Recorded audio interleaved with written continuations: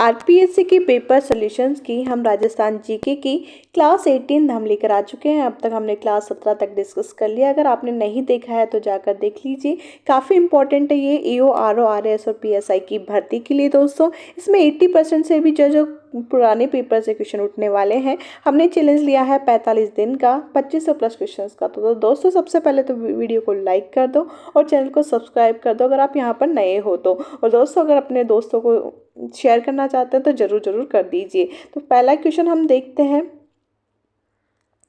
पशुपालकों के लिए राजस्थान में देवनारायण नगर एकीकृत आवासीय योजना कहाँ विकसित की जा रही है दोस्तों? किसके लिए दोस्तों? पशुपालकों के लिए। राजस्थान में जो पशुपालकों के लिए देवनारायण नगर एकीकृत आवास योजना कहाँ पर विकसित की जा रही है, क्वेश्चन पूछा गया है। तो दोस्तों ये जो विकसित की जा रही है वो कहाँ की जा रही है? कोटा में। तो आंसर सही हो जाता है कोटा दोस्तों।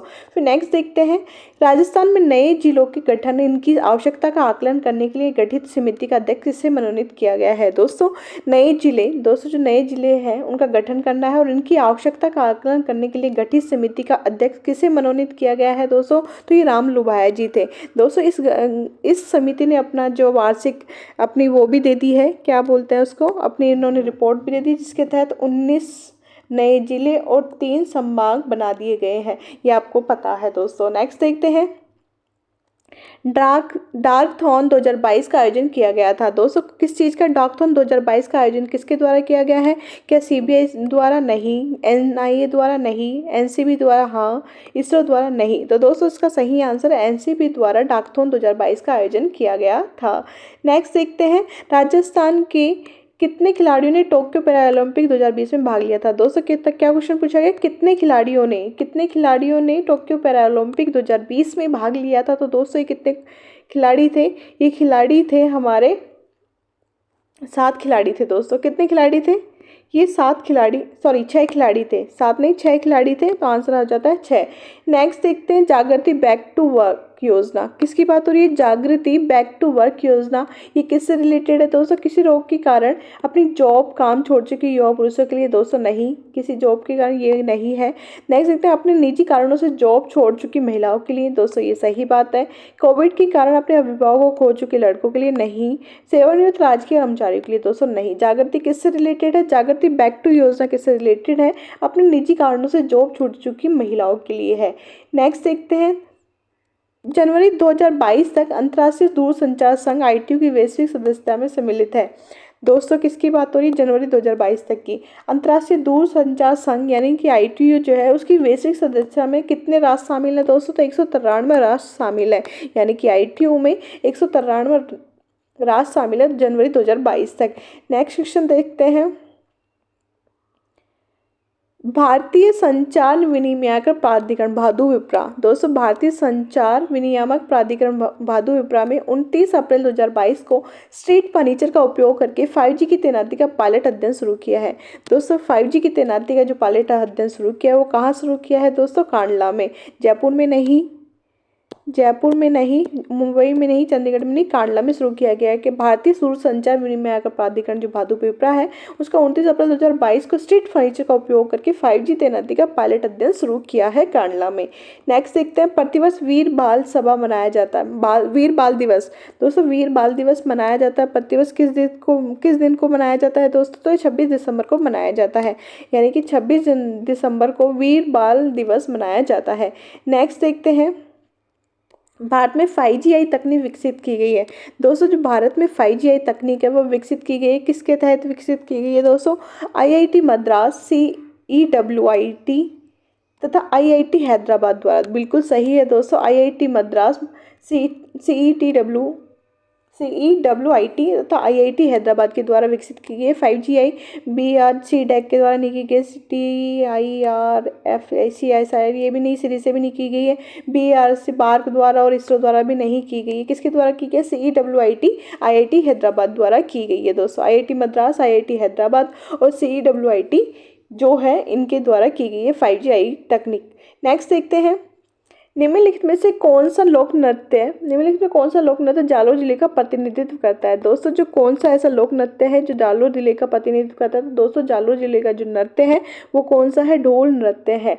दोस्तों नेक्स्ट देखते हैं, निम्नलिखित में कौन सा युग्म सुमेलित नहीं है। दोस्तों यहाँ पे सुमेलित नहीं है ये पूछा गया है, तो हम देख लेते हैं कौन सा युग्म जो सुमेलित नहीं है, देख लेते हैं।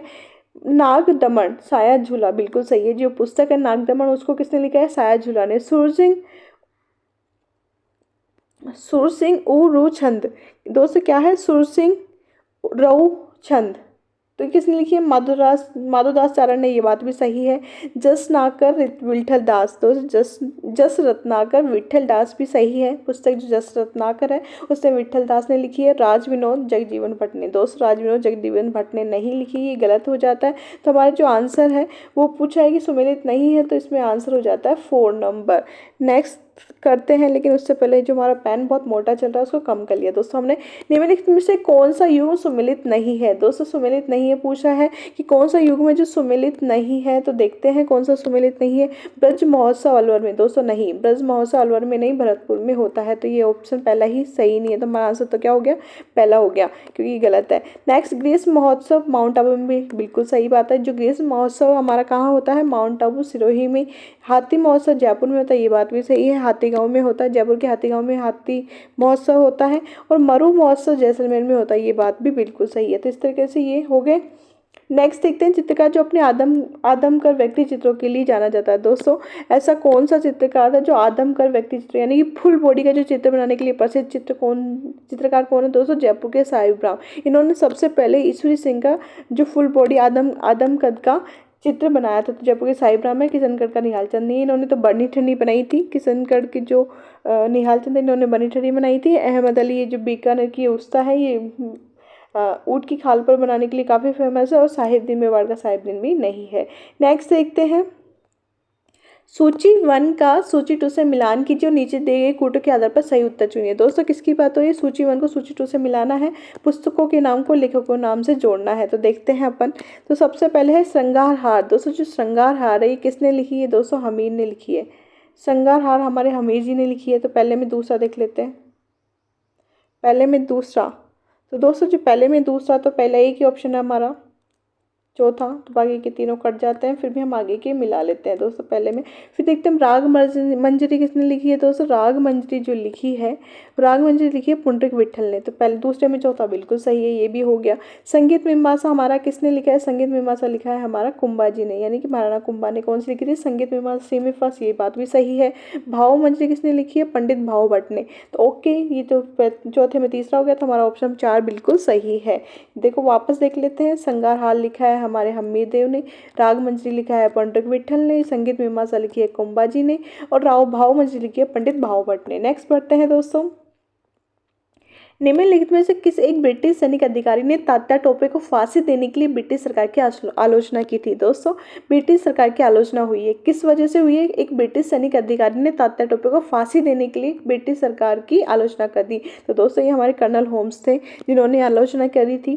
किसकी वजह से करी थी, तात्या टोपे को फांसी देने की वजह से कर्नल होम्स ने करी थी, सावास ने नहीं करी, बर्टन ने नहीं करी, HC रॉबर्ट्स ने नहीं करी।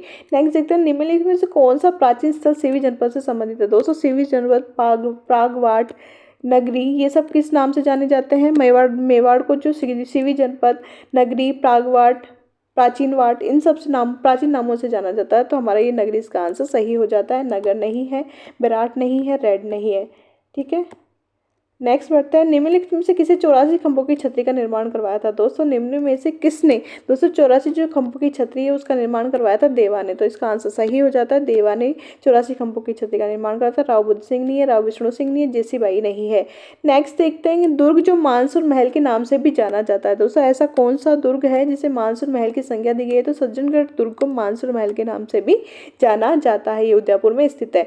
नेक्स्ट देखते हैं दोस्तों, रामसरही संप्रदाय की सिंगथल शाखा के प्रवर्तक थे। दोस्तों किस शाखा की बात होती है? रामसनेही संप्रदाय की सिंथल शाखा के। दोस्तों हरिराम दास जी जो सिंथल शाखा के प्रवर्तक है। नेक्स्ट लालगिरी जी नहीं है, रामचरण जी नहीं है, संतास जी नहीं है।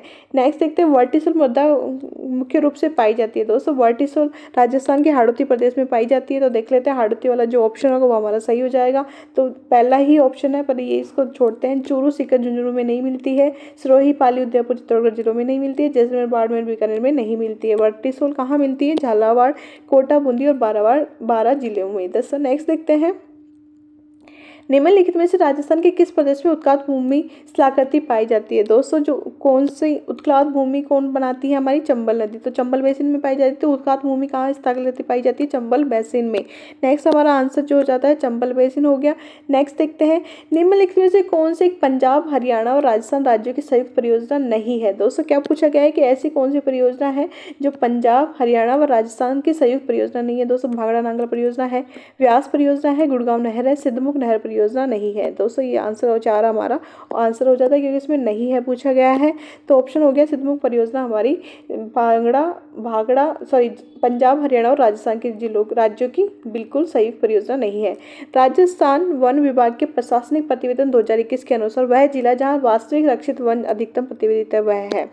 दोस्तों वन विभाग की रिपोर्ट किसकी बात हो रही है? 2021 की रिपोर्ट की बात हो रही है, जिसके अनुसार ऐसा कौन सा जिला है जहां वास्तविक रक्षित वन क्षेत्र, दोस्तों रक्षित कौन से होते हैं? प्रोटेक्टेड, यानी कि जो एक्चुअल प्रोटेक्टेड फॉरेस्ट एरिया है उसकी वो अधिकतम कहाँ है, अधिकतम प्रतिवेदित कहाँ है दोस्तों? तो वो कहाँ पे है? इसका सही आंसर है हमारा करौली में। जो वास्तविक प्रोटेक्टेड है वो कहाँ पे स्थित है? हमारी करौली में स्थित है। नेक्स्ट देखते हैं, जयपुर के किस क्षेत्र में तेंदुआ सफारी पार्क स्थित है? दोस्तों तेंदुआ सफारी पार्क जयपुर के कहाँ स्थित है? दोस्तों झालाना, जो झालाना अभ्यारण्य वहाँ पे है, तो झालाना में है हमारा तेंदुआ सफारी पार्क जयपुर का। ये बाकी सारे कूकस, जोटवाड़ा, मोहनपुरा ये सब भी जयपुर के क्या नाम से जगह हैं, लेकिन झालाना में जो हमारा तेंदुआ सफारी पार्क स्थित है। नेक्स्ट है देखते हैं, देवगढ़ पवन परियोजना अवस्थित है। दोस्तों प्रतापगढ़ में देवगढ़ जो परियोजना है पवन परियोजना है, इसे पवन ऊर्जा परियोजना है, ये देवगढ़ ही कहाँ स्थित है? प्रतापगढ़ में। जैसलमेर में नहीं है, हनुमानगढ़ में नहीं है, बारां में नहीं है, प्रतापगढ़ में है। दोस्तों नेक्स्ट बढ़ते हैं, राजस्थान द्वारा विंड एवं हाइब्रिड एनर्जी पॉलिसी वर्ष 2019 में लागू की गई थी। दोस्तों विंड एवं हाइब्रिड एनर्जी पॉलिसी वर्ष 18 दिसंबर 2019 को लागू की गई। तो आंसर हमारा क्या हो जाता है? 2019, 18 दिसंबर 2019 को राजस्थान द्वारा विंड एवं हाइब्रिड एनर्जी पॉलिसी वर्ष 2019 में लागू की गई थी। नेक्स्ट देखते हैं, राजस्थान के किस जिले में सेम की समस्या द्वारा कृषि को क्षति पहुंची है? दोस्तों सेम की समस्या कहाँ होती है? जहाँ पर इंदिरा गांधी का बहाव क्षेत्र है, इंदिरा IGNP है हमारी, जो IGNP परियोजना है वो उसके बहाव क्षेत्र में हमारे क्या है? सेम की समस्या है। तो किस जिले में होगी? जो वहाँ का होगा। तो दोस्तों बांसवाड़ा कट गया, अलवर कट गया, कोटा कट गया। आंसर क्या हो जाता है? हनुमानगढ़। तो आंसर हमारा क्या है? हनुमानगढ़। नेक्स्ट देखते हैं, सेम की क्षति किससे पहुंचती है? हनुमानगढ़ में। राजस्थान के किस जिले में? हनुमानगढ़ जिले में सेम की समस्या की वजह से कृषि को क्षति पहुंचती है। नेक्स्ट देखते हैं, सुमेलित करना है दोस्तों जिले को तांबा भंडार क्षेत्र से। तो देख लेते हैं दोस्तों, अलवर में कौन सी है? भगोनी। दोस्तों अलवर का स्थान कौन सा? भगोनी। डूंगरपुर का कौन सा? पादर की पाल। तो दोस्तों देख लेते हैं, पहले में अलवर में 3 नंबर पे, तो दूसरा ऑप्शन कट गया हमारा, चौथा कट गया। पहले में भगोनी, दूसरे में पादर की पाल। तो दूसरा भी देख लेते हैं पहले में, यानी कि हमारा ये तीसरा भी कट जाता है, फर्स्ट आंसर हो जाता है। तीसरा देखते हैं, झुंझुनू कहाँ है? मंदन कुदान में तांबा, झुंझुनू के मंदन कुदान में तांबा भंडार क्षेत्र और सीकर के बालेश्वर में है। तो दोस्तों ऑप्शंस मिला लेते हैं, अलवर के भगोनी में ऑप्शन 3 सही है, डूंगरपुर के पादर की पाल बिल्कुल सही है 1 नंबर, झुंझुनू में मंदन की कुदान 2 नंबर सही है, सीकर में बालेश्वर। तो हमारा ऑप्शन कौन सा सही हो जाता है? पहला ऑप्शन सही हो जाता है। नेक्स्ट देखते हैं, अनुसूचित जाति की जनसंख्या 2011 के अनुसार राजस्थान के कितने जिलों का अवरोही क्रम है? किसकी बात हो रही है दोस्तों? अनुसूचित जाति यानी SC की जो जनगणना है उसके अनुसार उनका जो प्रतिशत है उसके अकॉर्डिंग जिलों का अवरोही क्रम है। अवरोही मतलब दोस्तों गिरता हुआ, यानी कि सबसे ज़्यादा फिर कम कम कम। तो दोस्तों देख लेते हैं, सबसे ज़्यादा हमारी जो प्रतिशत किस SC जाति का जो प्रतिशत है वो कौन से जिले में? हनुमानगढ़, फिर गंगानगर, हनुमानगढ़, करौली और चूरू में। ये ऑप्शन सही है। कौन सा ऑप्शन? गंगानगर, हनुमानगढ़, करौली और चूरू। दोस्तों ये ऑप्शन हमारा सही हो जाता है। दोस्तों इसी के साथ हमारी ये वाला जो है 18 क्लास समाप्त होती है। आपको अच्छी लगी है तो प्लीज़ लाइक करें और वीडियो को तो अपने दोस्तों को भी शेयर करें।